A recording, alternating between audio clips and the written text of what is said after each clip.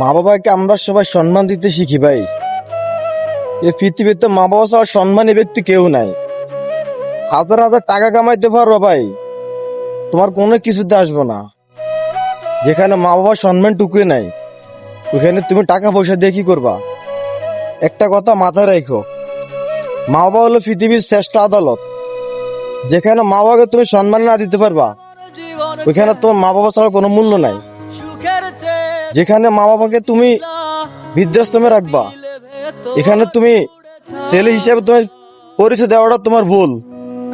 10 মাস 10 দিন গর্ভধারণ করছে মা বাবা, যে মা তোমার 10 মাস 10 দিন গর্ভধারণ করে লালন পালন করছে, সেখানে তুমি মাকে কেন বৃদ্ধাশ্রমে রাখতে চাও?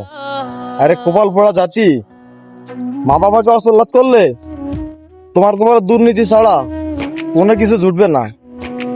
এটা রেখে তুমি মাথায়। জীবন কেন দিলা, সুখের চেয়ে দুঃখ দিলা, তিলে তিলে ভেতর পুড়েছা।